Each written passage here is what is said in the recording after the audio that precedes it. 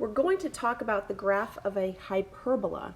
Hyperbola is a conic section in which you have a plane intersecting two cones, and the plane actually goes through both cones, creating a hyperbola. Now when we take that hyperbola and we put it on a coordinate plane, it's going to have one of two characteristics that we're going to talk about in this class, and that is it's going to either open up horizontally or open up vertically.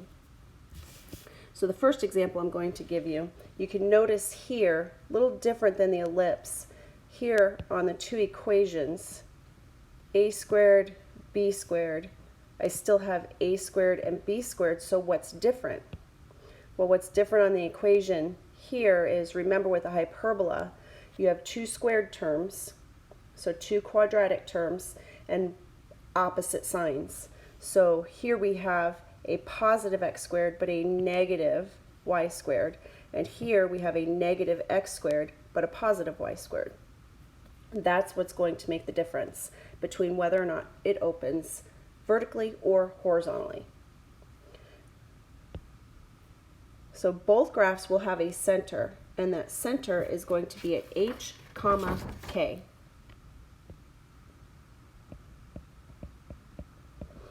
So not different, not unlike what we've already been working with parabolas, ellipses, and circles. The major axis, I like to call it a major radius. The major radius is going to be the longer one, and the minor is going to be the shorter, just the way it normally is. So the major axis, I'm just going to put that here, the longer axis, and the minor axis is the shorter axis. Now the opening is going to definitely depend on your signs, S-I-G-N-S, your signs. So let me show you an example. So when you have a negative y squared, like we're going to have on the left-hand side, let's say our center is at 0, 0, so we'll say that that's h, k. And I'm going to make A maybe have a radius of 5. Let's make it a 5. So we'll have an x radius of 5. 1, 2, 3, 4, 5. So I'm going to call this A. And then we're going to have a minor radius, and that minor radius, we'll just call it B. And it's going to be, in this case, I'm just going to make it 2 units from the center. Now we're going to need a straight edge for this, so take out your straight edge tool. It could be your ID card, it could be a driver's license, credit card, library card, gift card. Oh, that's the best one. Could be a gift card.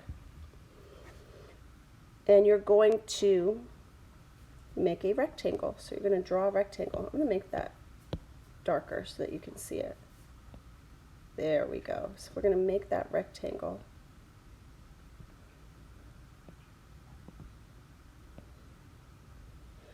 That has a length of 2a and a height of 2b.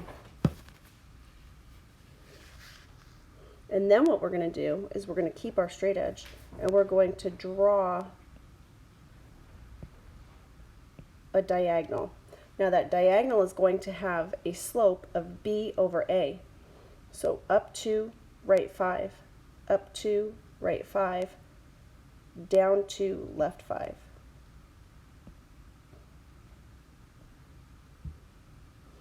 So one diagonal is going to have a positive slope. The other diagonal is going to have a negative slope, so it's going to be negative b over 2a.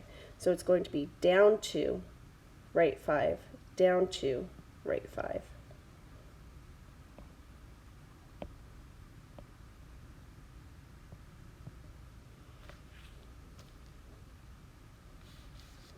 And now we can draw our hyperbola.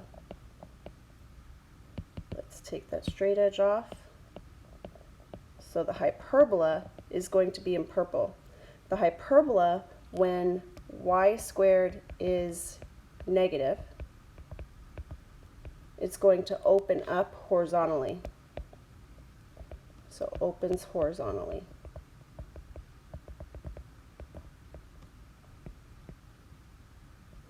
And it's going to do that. So it's not going to quite touch the points. These are asymptotes. So this line right here, this diagonal, is an asymptote. This diagonal is an asymptote. So I'm going to write asymptote, and I'm going to write asymptote.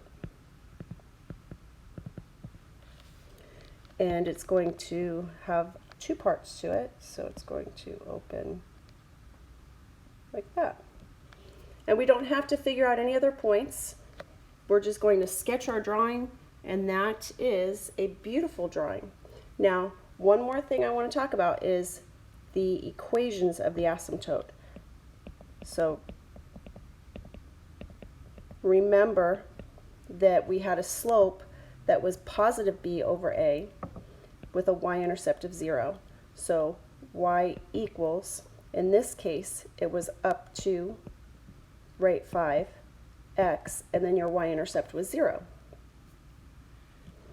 The other was y equals negative 2/5, x plus 0.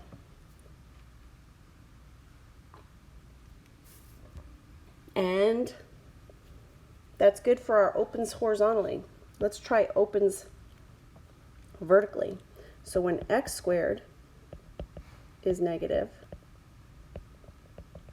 I like to think it opens away from the x-axis, which means it's going to open vertically. So let's use the same dimensions. We'll use a center at 0, 0. We'll go right 5, just to be consistent, left 5. We'll go up 2,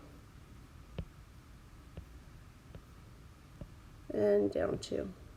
Then we're going to take our straight edge. Remember to take your straight edge, and you are going to create a rectangle that is the length of 2 radii across and the length of 2 radii going vertically. Then we're going to use our straight edge, and we're going to